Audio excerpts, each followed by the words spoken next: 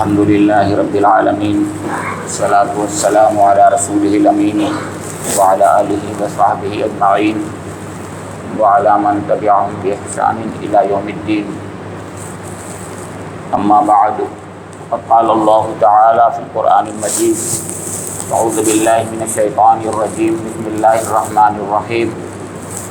یا ایہا الذین آمنوا کتب علیکم الصیام کما کتب علی الذین من قبلکم لعلکم تتقون ایاما معدودات فمن کان منکم مریضا او علی سفر فعدۃ من ایام اخر وعلی الذین یطیقونہ فدیۃ طعام مسکین فمن تطوع خیرا فهو خیر لہ وان تصوموا خیر لکم ان کنتم تعلمون. صدق اللہ مولانا العظیم. وقال رسول اللہ صلی اللہ تعالی علیہ وآلہ وسلم بنی الاسلام علی خمس شہادت ان لا الہ الا اللہ وان محمد رسول اللہ واقام الصلاۃ وایتاء الزکاۃ والحج وصوم رمضان او کما قال رسول اللہ صلی اللہ تعالی علیہ وآلہ وسلم. برادران اسلام، رمضان المبارک کا مہینہ سایہ فگن ہوا ہی چاہتا ہے. اس غرض سے کہ اس کی اہمیت اور فضیلت آپ کے سامنے چند روز قبل ہی آ جائے. یہ قرآن پاک کی وہ آیات میں نے آپ کے سامنے تلاوت کی ہیں جس میں روزے کا مقصد بیان فرمایا گیا ہے. سورہ البقرہ کی 183-84 دو آیات آپ کے سامنے تلاوت کی گئی ہیں. اس میں اللہ تعالیٰ کا ارشاد گرامی ہے کہ اے ایمان لانے والو، تم پر روزے فرض کر دیے گئے ہیں جس طرح تم سے پہلوں پر فرض کیے گئے تھے. امید ہے کہ تم اس کے ذریعے سے تقوی اختیار کرو گے.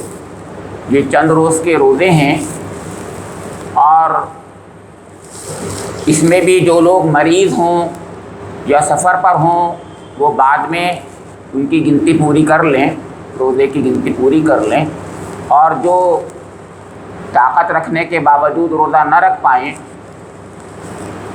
ان کے لیے فدیہ ہے کہ وہ ایک مسکین کو کھانا کھلا دیں. لیکن یہ بہتر ہے کہ تم روزہ رکھو اگر تم جانتے ہو. ایک حدیث جو صحیح بخاری اور مسلم سے مروی ہے، امام بخاری سے امام مسلم سے، کہ اسلام کی بنیاد 5 چیزوں پر ہے. اس بات کی گواہی دینا کہ اللہ کے سوا کوئی معبود نہیں اور محمد صلی اللہ علیہ وسلم اللہ کے رسول ہیں، اور کہیں پر ہے اشہد ان محمدً عبدہ ورسولہ، اس کے بندے بھی. اور نماز کا قیام کرنا اور زکوٰۃ کا ادا کرنا اور حج کا ادا کرنا اور روزے رکھنا. یہ 4 ارکان عملی ہیں اور ایک قولی ہے. تو 5 ستون ہیں اسلام کے. 5 ستون پر اسلام کی عمارت تعمیر ہوئی ہے. جس نے ان میں سے ایک ستون پر بھی عمل نہیں کیا تو اس نے اس عمارت کو کمزور کر دیا اسلام کی. ان میں سے ایک ستون جو ہے وہ روزہ ہے. اس کے بارے میں اللہ تعالیٰ نے جو ارشاد اپنے کلام میں فرمایا ہے سورہ بقرہ کی 183 اور 184 آیات میں، وہ یہ ہے کہ اے ایمان لانے والو، تم پر روزے فرض کر دیے گئے ہیں. اور یہ روزے جو فرض کیے گئے ہیں صرف تم پر ہی، یعنی شریعت محمدیہ علیہ صاحب الصلاۃ والسلام ہی پر نہیں، بلکہ اس سے پہلی امتوں پر بھی روزے فرض تھے. پھر فرمایا کہ اس کا مقصد یہ ہے کہ لعلکم تتقون، کہ تمہارے اندر تقوی کی صفت پیدا ہو، تقوی تمہارے اندر بیدار ہو، تقوی کی پرورش ہو، تقوی کا ڈیولپمنٹ ہو، تقوی تمہارے اندر بڑھے. یاد رکھیے کہ تقوی بنیادی طور پر انسان کو مومن بناتا ہے تقوی بنیادی طور پر اللہ سے ڈر پیدا کراتا ہے. تقوی کے بغیر کوئی قرآن سے بھی سبق حاصل نہیں کر سکتا اور ہدایت حاصل نہیں کر سکتا. چنانچہ الف لام میم ذالک الکتاب لا ریب فیہ ھدی للمتقین فرمایا گیا ہے. الف لام میم یہ وہ کتاب ہے جس کے اللہ تعالیٰ کی کتاب ہونے میں کوئی شک نہیں. لا ریب فیہ ھدی للمتقین، یہ متقیوں کے لیے ہدایت ہے، یعنی متقیوں ہوئی کو ہدایت فراہم کرے گی. جس میں بنیادی طور پر تقوی کی صفت ہوگی انہی کو ہدایت دے گی. حالانکہ قرآن پاک کی 185ویں آیت میں فرمایا ہے کہ شہر رمضان الذی انزل فیہ القرآن ھدی للناس، وہاں ھدی للناس فرمایا ہے قرآن کو. تو گویا قرآن پاک تمام انسانوں کی ہدایت کے لیے بھیجا گیا ہے، لیکن ہدایت حاصل وہ کریں گے جن میں تقوی کی صفت ہوگی. سمجھ میں آئی بات؟ یہ بات ہے. تو جن میں بنیادی طور پر اللہ کا خوف ہوگا وہ تو اس سے ہدایت حاصل کریں گے، جن میں بنیادی طور پر یہ خوف نہیں ہوگا وہ اس سے ہدایت حاصل نہیں کریں گے. اللہ رب کریم نے اپنے کرم سے کتاب ہدایت بھیج دی ہے اور اس کا مقصد یہ ہے کہ تمام انسانوں کو اس کے ذریعے سے ہدایت پہنچے. اس کا مطلب یہ ہوا کہ ایک تو بنیادی صفت ہونی چاہیے جو ہم سب میں اللہ کا کرم اور احسان ہے کہ ہے، جس کی بنا پر ہم نے کلمہ لا الہ الا اللہ محمد رسول اللہ پڑھا ہے. تو وہ بنیادی صفت تو ہے، یعنی ہم ڈرتے ہیں، ہمیں ایک تنقید ہمارے اندر کیفیت ہے کہ ایک دن حساب و کتاب ہوگا، اللہ ہم سے پوچھے گا. ہم کچھ چیزوں سے بچتے ہیں، اللہ کے غضب سے بچنا چاہتے ہیں، یہ بھی چیز ہمارے اندر ہے کیونکہ ہمارے اندر ایمان ہے. اور جس کے اندر ایمان نہیں ہے ظاہر اس کے اندر یہ چیز نہیں پیدا ہوگی. لیکن یہ تقوی گھٹتا بڑھتا رہتا ہے. مقصد یہ ہے کہ تقوی کو پرورش کیا جائے، بڑھایا جائے، اتنا قوت اس کے اندر ہو جائے کہ ہم برائیوں سے بچ سکیں، آسانی سے بچ سکیں. اب جیسے کہ ہر سبجیکٹ میں، ہر چیز میں کچھ ریفریشر کورسز ہوتے ہیں، کچھ ٹریننگ کورسز ہوتے ہیں، کچھ مشق ہوتی ہے، ایسے ہی اسلام کی روحانی دنیا میں بھی مشق کی ضرورت ہے، ٹریننگ کی ضرورت ہے، ریفریشر کورس کی ضرورت ہے، اورینٹیشن کورس کی ضرورت ہے. تو یہ اورینٹیشن اور یہ ریفریشر کورس جو ہے وہ روزے کا کی شکل میں 1 مہینے کا ہے. جیسے کہ 1 مہینے کے یہاں بھی ہمارے یونیورسٹی میں ریفریشر 15 دن کے، 20 دن کے، 1 مہینے کے ریفریشر کورسز ہوا کرتے ہیں. مقصد یہ ہے کہ ہمارے اندر بنیادی طور پر تو صفت ہے، جیسے کہ ان اساتذہ میں کچھ سبجیکٹ کا علم تو ہے، لیکن اس کے بعد ان کو ریفریشر کورس کے ذریعے سے اس کی یاد دہانی کرائی جاتی ہے. کچھ کمزوریاں رہ جاتی ہیں ان کو پورا کرایا جاتا ہے، اورینٹیشن ان کا جو ہے اس طرف کیا جاتا ہے. ایسے ہی رمضان میں روزے کے ذریعے سے یہ تقوی کا کورس ان کو دیا جاتا ہے تاکہ وہ جو کمزوری آ گئی ہے تقوی کی کیفیت میں وہ بڑھ جائے، تاکہ نیک کام کرنا آسان ہو جائے، تاکہ اللہ کے حضور کھڑے ہونے کا ہمارے اندر احساس زیادہ سے زیادہ ہو جائے. اب آپ دیکھیے روزے کے اندر ہر وقت ہم روزے کی حالت میں جب ہوتے ہیں تو کیا کوئی لمحہ ایسا ہو سکتا ہے کہ ہم پانی پی لیں گے؟ مجھے بتائیے. ہمیں لگتا نہیں کچھ بھی، لیکن جیسے ہی ہم نل کے قریب پہنچتے ہیں فوراً خیال آ جاتا ہے نہیں میں روزے سے ہوں، مجھے پانی نہیں پینا چاہیے. حالانکہ پانی پینا زندگی کے لیے ضروری تھا، لیکن روزے کی حالت میں منع کر دیا گیا. زندگی کے لیے ضروری تھا، آپ کو معلوم ہے. اور اللہ تعالیٰ نے کوئی ایسی چیز حرام نہیں فرمائی ہے جو انسانی زندگی کے لیے ضروری ہو، کبھی نہیں، ہو ہی نہیں سکتا. لیکن وقتی طور پر کچھ دیر کے لیے کہا گیا ہے کہ میرے خاطر تم اس سے بچ جاؤ، ہٹ جاؤ، تاکہ میری تقوی کی کیفیت، یعنی مجھ سے ڈرنے کی کیفیت تمہارے اندر زیادہ سے زیادہ فرمان چڑھ جائے. تو یہ روزہ اس لیے فرض کیا گیا ہے لعلکم تتقون، تاکہ تمہارے اندر تقوی کی صفت بڑھے، نشو و نما ہو، ڈیولپ ہو، زیادہ سے زیادہ پیدا ہو جائے. حضور نے تو فرمایا تھا تقوی ہا ہنا، التقوی ہا ہنا، تقوی دل میں ہوتا ہے. یہ کسی لباس کا نام نہیں ہے، کسی بذاقتہ کا نام نہیں ہے، کسی حیت کا نام نہیں ہے، جیسا کہ لوگ سمجھتے ہیں کہ بڑے متقی ہیں وہ تو معلوم ہوا پیجامہ بہت اونچا ٹخنے سے اوپر جو ہے رکھا ہوا ہے تو معلوم ہوا بہت متقی ہیں. یہ کوئی چیز نہیں ہے، بتا دیں آپ کو. تقویٰ دل کی کیفیت کا نام ہے. ٹھیک ہے لباس بھی متقیانہ ہونا چاہیے، ضرور ہونا چاہیے، لیکن دل میں نہیں ہے تو سب بیکار ہے. دل میں تکبر ہے اور لباس اوپر ہے ٹخنے کے تو بالکل اللہ کے نزدیک جو ہے اس کی کوئی اہمیت نہیں، بلکہ جہنم میں جائے گا. وہی تکبر اس کو جہنم میں لے جائے گا.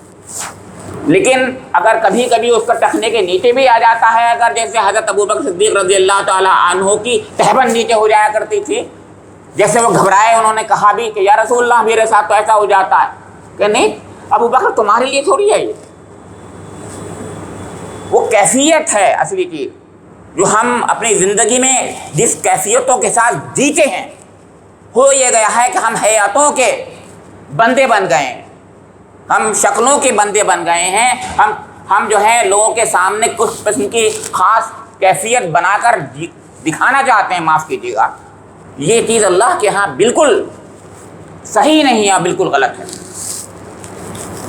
تو اس کیفیت کو کہ اللہ مجھے دیکھ رہا ہے اور میرے اندر زیادہ سے زیادہ گناہ سے بچنے کی طرف پیدا ہو جائے، یہ ہے تقویٰ. اتقاء کے معنی ہی ہوتے ہیں بچنے کے ہوتے ہیں، اور روزے کے معنی بھی رک جانے کے اور بچنے کے ہوتے ہیں. صوم کے معنی بھی بچ جانے کے ہوتے ہیں ان چیزوں سے جن چیزوں کو اللہ تعالیٰ نے جائز کیا ہے لیکن روزے کی حالت میں ناجائز کر دیا. ان سے بچنے کو روزہ کہا جاتا ہے. کھانا پینا اور وہ مباشرت جو جائز تھی بیوی کے ساتھ وہ منع کر دیا. صبح سے شام تک یعنی جو اوقات ہیں روزے کے، ان اوقات میں فرمایا لعلکم تتقون. فرمایا ایام چند دنوں کے روزے ہیں، اور اس میں بھی جو لوگ مریض ہوں یا سفر پر ہوں تو ان کی گنتی برابر کر کے بعد میں پوری کر لیں. 3 دن سفر میں تھے تو 3 دن بعد میں پوری کر لیں، مطلب رمضان کے بعد میں. بیمار ہو گئے تھے 4 دن بیمار رہے، کمزوری رہی، جب تک بھی اس کی اس حالت میں نہ آ پائے تو بعد میں اس کے پھر پورے کر لیے. یہ فرمایا فمن کان منکم مریضا او علی سفر فعدۃ من ایام اخر. فعدۃ من ایام دونوں میں، یہاں پر بھی اور اگلی آیت میں بھی جو ہے یہی فرمایا ہے کہ وہ ایسا کر لے. یعنی یہ مطلب نہیں ہے کہ اللہ تعالیٰ نے رخصت دے دی ہے، بلکہ ایک طریقے کا حکم دیا، حکمیہ ہے یہ. یعنی یہ سمجھنا کہ بیماری کی حالت میں زیادہ بہتر ہے کہ روزہ رکھ لے، غلط بات ہے، بالکل نہیں صحیح. ایسے کوئی سمجھے سفر میں، اور سفر میں یعنی ایسی حالت ہے، گرمی کی حالت ہے، پریشانی ہو رہی ہے، اگر آدمی سمجھتا ہے آج کل کا سفر دوسرے قسم کا ہے، پہلے سفر دوسرا تھا، اس میں تو ضرور ہم کہہ سکتے ہیں کہ دونوں میں ایک آپشن ہے کہ آپ روزہ رکھیں نہ رکھیں. لیکن اگر نہیں رکھیں گے تو آپ سے نہیں پوچھا جائے گا. اللہ نے حکم دیا ہے، ایک لحاظ سے حکمیہ ہے. فعدۃ من ایام اخر، اتنے بعد میں پوری کر لیں. پھر فرمایا کہ کچھ دنوں یہ آیات جو ہیں یہ ابتدائی آیات ہیں، پھر 1 سال بعد پھر دوسری آیات نازل ہوئی ہیں جو آگے کی آیت ہیں شہر رمضان الذی انزل فیہ القرآن. تو اس میں جو ہے فدیے کا حکم جو ہے وہ اس کی اجازت دے دی گئی.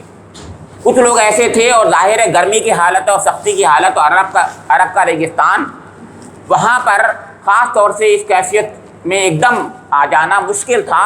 چنانچہ 1 سال کے لیے ان کو رخصت دی گئی کہ ان میں سے کچھ لوگ ایسے بھی تھے جو روزہ رکھنے کے قابل تو تھے لیکن روزہ رکھنے میں ان کو زیادہ پریشانی ہو رہی تھی، تو ان کے لیے اجازت دے دی گئی کہ وہ فدیہ دے دیں.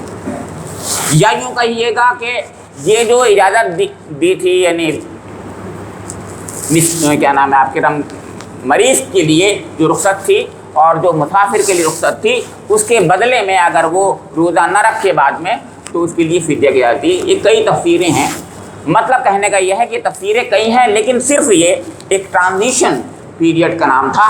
1 سال کی بات تھی. 1 سال کے بعد یہ بھی اجازت والذین یطیقونہ فدیۃ طعام مسکین والی جو ہے رخصت ختم کر دی گئی. لیکن ناسخ و منسوخ کا مسئلہ جو ہے بڑا اہم ہے کہ وہ قرآن پاک کی جب آیت ہے اور قرآن پاک ہدایت نامہ ہے تو اس کا حکم کہیں نہ کہیں کبھی نہ کبھی تو لگتا ہے. یہ اللہ کا کرم ہے اور احسان ہے. تو منسوخ ہونے کے باوجود کچھ حالات کبھی نہ کبھی کیسے آ سکتے ہیں جس میں اس کی اجازت ملے گی. جیسے مان لیجیے ایک شخص مومن ہوا، مسلمان ابھی ہوا، کلمہ پڑھا، گرمی کی حالت تھی کا روزہ رکھ، تو ابھی اس کے ساتھ اتنا بڑا ظلم مت کراؤ، ہلکی ہلکی اجازت، ابھی 2 دن رکھ، 4 دن، 5 دن رکھ، اتنے دن رکھ، اس کے بعد پھر پورے مہینے کی رکھنا، ان کو بھی اجازت ہے. اور اس کے علاوہ حاملہ کے لیے اجازت ہے، اس کے علاوہ مرضعہ یعنی دودھ پلانے والے کے لیے اجازت ہے، اس کے علاوہ شیخ فانی بہت بوڑھا بیمار، بوڑھا پیر ہے، بہت بوڑھا شخص ہے، اس کے لیے بھی اجازت ہے. تو اس بنا پر وَلَلَّذِينَ يُطِيقُونَهُ کی اجازت سے فائدہ اٹھایا جا سکتا ہے. علماء کرام نے حضور نبی اکرم محمد صلی اللہ علیہ وسلم نے باقاعدہ اس کو ایکسٹینڈ کیا اور بتایا کہ ان لوگوں کے لیے اجازت قیامت تک کے لیے. یعنی آج بھی اگر کوئی حاملہ ہے، ظاہر ہے پریگننٹ ہے، تو بچے کو پریشانی ہوگی اور اس کو بھی پریشانی ہوگی، دونوں کے ساتھ ظلم ہوگا. اللہ تعالیٰ نہیں چاہتا، چنانچہ وہ روزہ نہ رکھے، بعد میں رکھے. ایسے ہی مرضعہ ہے، یعنی دودھ پلا رہی ہے، اور دودھ پلانے میں ظاہر ہے دودھ جب بچے کو پلائے گی تو یا تو دودھ پورا نہیں اترے گا، اور اگر اترے گا بھی تو اس کو بھی کمزوری ہوگی، تو وہ بچے کے ساتھ بھی ظلم کرے گی اور اپنے ساتھ بھی ظلم کرے گی. تو اللہ تعالیٰ تو پسند نہیں کرتا، اللہ تعالیٰ تو بڑا کریم ہے، اس کے ساتھ بھی اجازت ہے. ایسے ہی ایک بیچارہ ایسا بوڑھا شخص ہے، اب اس کے ساتھ میں اس کے ہاتھ پیر قوا کام ہی نہیں کر رہے ہیں، بیچارہ بولتا ہے تو صحیح نہیں بول پاتا، ہاتھ پیر ہل رہے ہیں، کانپ رہے ہیں، وہ پانی کے بغیر نہیں رہ سکتا. تو پھر ظاہر اللہ تعالیٰ یہ تھوڑی چاہتا ہے، اس نے زندگی گزاری کیسی وہ دیکھ رہا ہے، اس زندگی میں اس نے اچھے کام کیے تھے، اللہ تعالیٰ اس کے مطابق اس وقت بھی اسی کے مطابق اس کا فیصلہ کرتا ہے اور کرے گا انشاءاللہ. اسی لیے ایک بیمار کے ساتھ بھی کوئی فیصلہ کرتا ہے، اس نے جو اپنے صحت کی حالت میں جو زندگی گزاری تھی اس وقت روزے رکھے تھے، آج بیمار ہے،